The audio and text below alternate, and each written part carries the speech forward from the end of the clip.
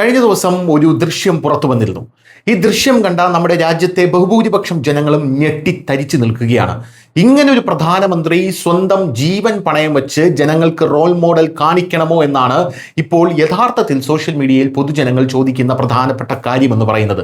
സംഭവം ഇന്ത്യയുടെ പ്രധാനമന്ത്രി നരേന്ദ്രമോദി, ലോകത്തിലെ നമ്പർ 1 നേതാവ്, വധഭീഷണി അടക്കം ധാരാളം നിലനിൽക്കുന്ന ഒരു നേതാവ്, പ്രധാനമന്ത്രി നരേന്ദ്രമോദി ഉള്ളത് കൊണ്ട് തന്നെ നമ്മുടെ രാജ്യത്തിലേക്ക് കടന്നു കയറാൻ കഴിയാത്ത ഡീപ് സ്റ്റേറ്റ്, ഇങ്ങനെയൊക്കെയുള്ള ഒരു സാഹചര്യത്തിൽ പ്രധാനമന്ത്രി നരേന്ദ്രമോദി അദ്ദേഹം ജനങ്ങളോട് ഇന്ധനം കുറയ്ക്കണം, അതിൻ്റെ ഉപഭോഗം കുറയ്ക്കണമെന്ന് പറയുമ്പോൾ അദ്ദേഹം സ്വന്തം കോൺവോയ് വെട്ടിക്കുറച്ച ആ ദൃശ്യമാണ് കഴിഞ്ഞ ദിവസം കാണാനിടയായത്.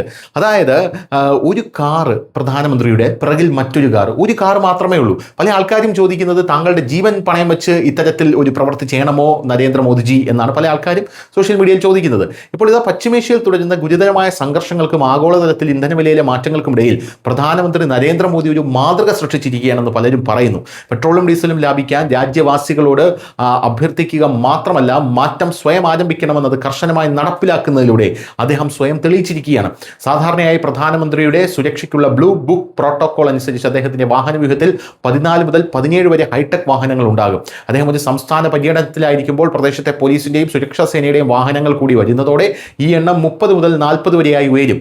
എന്നിരുന്നാലും ബുധനാഴ്ച പ്രധാനമന്ത്രി മോദി തന്റെ ഓഫീസിൽ നിന്ന് മന്ത്രിസഭാ യോഗത്തിൽ പങ്കെടുക്കാൻ 2 കാറുകളുമായി തന്റെ വസതിയിലെത്തി. ഈ വീഡിയോയാണ് സോഷ്യൽ മീഡിയയിൽ ഇപ്പോൾ വൈറലായിരിക്കുന്നത്. പ്രധാനമന്ത്രിയുടെ ഈ സംരംഭത്തിന്റെ ഫലം ഉടനടി കാണാൻ കഴിഞ്ഞു. BJP ഭരിക്കുന്ന സംസ്ഥാനങ്ങളിലെ കേന്ദ്രമന്ത്രിമാരും മുഖ്യമന്ത്രിമാരും അവരുടെ സുരക്ഷാ വാഹന വ്യൂഹങ്ങളുടെ കാറുകളുടെ എണ്ണം 50% കുറയ്ക്കാൻ തീരുമാനിച്ചു.